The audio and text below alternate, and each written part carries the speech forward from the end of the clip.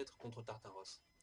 Vous savez, quand vous lisez un arc de Fairy Tail, en général, vous commencez par vous dire oh putain, les méchants, ils ont l'air bien stylés, putain, ils sont trop puissants, ça va vraiment être la merde, Fairy Tail, cette fois-ci, il va pas réussir à bien s'en sortir.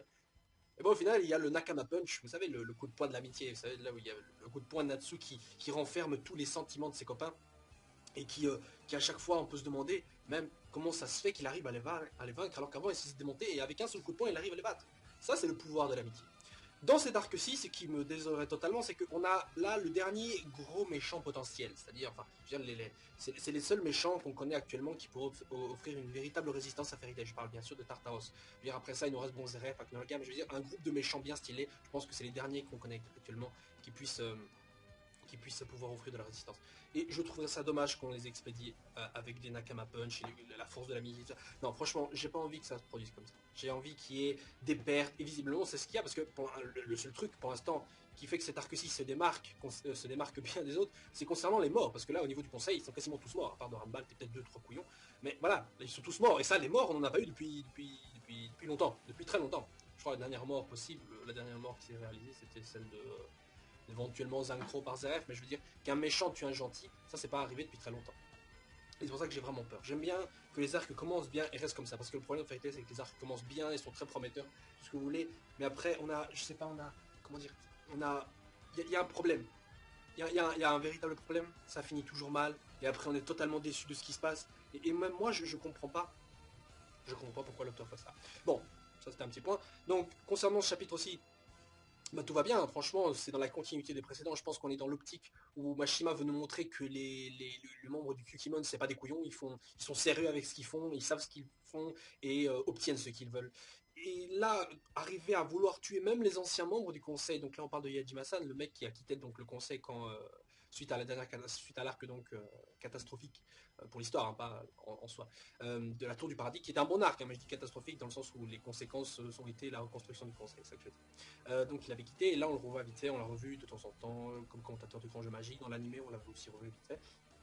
Et donc là on le voit donc face à Tempesta, donc comme j'avais prévu, enfin comme je pense que tout le monde s'en doutait, Tempesta utilise donc une magie liée à tempête, je pensais que c'était au vent, l'orage, et visiblement c'est que le vent. Alors il est grandement possible que si notre ami Silver est un Devil Slayer, je dirais quand même Demon Slayer, un Demon Slayer de la glace, alors Tempesta il est possible qu'il soit un Demon Slayer du vent.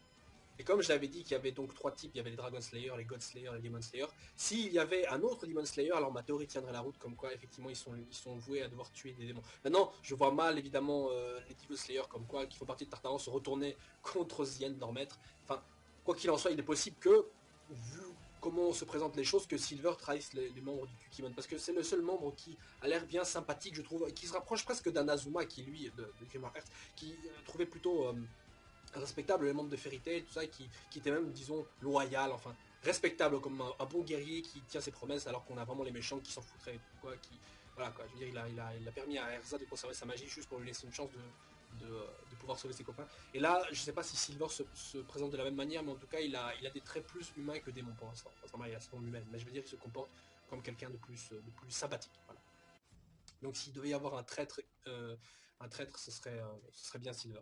Donc Tempesta, donc on voit qu'il arrive à foutre à terre en 2 secondes nos amis donc Big Slow et, euh, et Fried qui d'ailleurs, je sais pas, enfin Fried et Big Slow, tous les deux avaient réussi à quand même à tenir tête et même vaincre l'autre connard Styros qui utilisait la magie de l'imagination, qui est encore aujourd'hui une des magies les plus abusées de tout l'univers de Fenrité. Mais voilà, ils ont quand même réussi à tenir tête, et là, face à Tempesta, allez, un coup de tornade, ils sont déjà quasiment foutus à terre, quoi. Ils peuvent plus bouger. Heureusement, on a notre ami Laxus qui arrive à la rescousse. Et je suis très content de le voir là, parce que je me demandais où est-ce qu'il est, qu'est-ce qu'il fout. Il est là, et je pense que le prochain chapitre, malheureusement, sera consacré à la défaite ou la mise à mal de Laxus. Je doute que Tempesta soit vaincu, je pense qu'il y aura une sorte de match retour pour plus tard.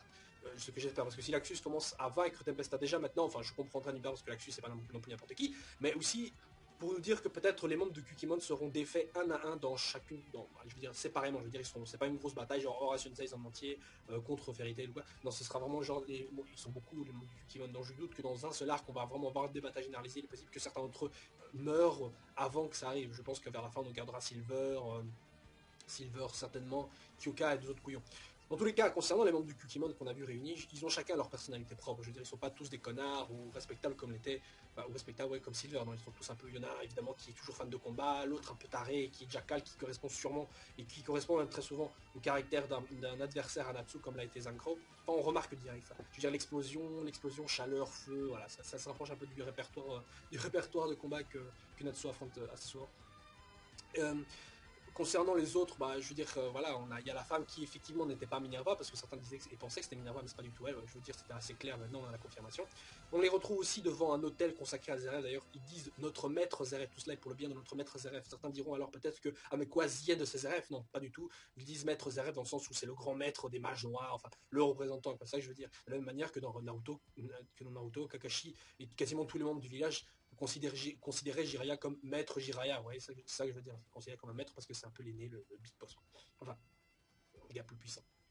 Bon, à part ça, évidemment, on peut se demander pourquoi est-ce que les membres du Kukimon cherchent à tuer Yajima, qui est un ancien membre du conseil. Parce que si c'était juste pour mettre en branle le pouvoir effectif dans le monde, dans le pays de Fior, je veux dire, voilà, il faut juste buter ceux qui ont le pouvoir. Parce que Yajima-san, pour l'instant, c'est un cuistot, il n'a aucun pouvoir. Donc ça sert à rien de buter, c'était juste pour ça. C'est pour ça que moi, je pense, et c'est ce qui me semble logique, c'est qu'il bute les membres du conseil tout simplement parce que les membres du conseil sont au courant de quelque chose, connaissent quelque chose qui pourrait porter préjudice aux membres du Tartaros. C'est pour ça que je pense qu'il y a certainement un secret, peut-être un truc le livre de Zeref, enfin un truc lié au livre de Zeref ou un truc lié à Zien, je ne sais pas. En tout cas, les membres du conseil savent certainement quelque chose que les membres de Tartaros ne veulent pas qui ramène. Donc ça veut dire que Yajima-san connaît certainement, je sais pas, un sort, une magie, un objet qui, je sais pas, pourrait buter Zien, je sais pas, le supprimer ou un truc pour un secret. Enfin, voilà, ils connaissent quelque chose que Tartaros ne veut pas que ça soit dévoilé. Et c'est pour ça qu'ils butent donc tous les membres et même les anciens membres du conseil, parce que Yajima-san est un membre du conseil, donc il est certainement au courant de ça. Vous voyez. Donc c'était pas un massacre concernant, c'était pas un massacre pour pouvoir déstabiliser le pays entier. En même temps, c'est aussi un des effets, mais aussi pour cacher quelque chose, cacher la vérité, cacher un fait, un objet, n'importe quoi comme je dis. Donc on verra la confirmation de ça. Donc le seul truc que je vois, c'est que Yajima-san survivra et expliquera donc la vérité. Oui, je me souviens d'une ancienne légende concernant ci, cela, machin truc. Et alors ils vont se mettre en route et voilà, ce sera là la clé de la défaite de Tartaros, peut-être, je ne sais pas. On verra certainement par la suite. En tout cas, je suis très inquiet pour l'Axus, parce que comme les choses se présentent actuellement, il est normalement prévu que là, l'Axus perde. Là, normalement, l'Axus devrait perdre le combat. Enfin, pas peut-être de manière totale, mais en tout cas, qu'il ne puisse pas non plus vaincre Tempesta. Je dirais pas non plus match nul, mais en tout cas, que Nactus nous réserve vraiment tout ça pour la suite. Voilà. Alors, évidemment, à part ça, le prochain chapitre qui est une référence, donc une barrière de particules magiques, un truc comme ça, je ne sais pas à qui ça fait vraiment référence. On verra, peut-être c'est référence aux barrières de Fried, allez savoir. Enfin, je pense pas qu'ils vont se mêler non plus du combat de l'Axus, qui est pas trop du genre à combattre en groupe. Enfin, je veux dire, quand ils voient quelqu'un, ils veulent se le faire tout seul. Voilà. C'est l'Axus, c'est le macho, c'est l'homme de faire. Ce sera intéressant aussi de revoir Peter bientôt, parce que je commence à m'inquiéter de son sens aussi. Bon, sur ce, je vous souhaite alors une agréable journée. On se retrouve pour la semaine prochaine pour le prochain chapitre de Fairy Tail, qui j'espère sera dans la continuité des derniers. Salut!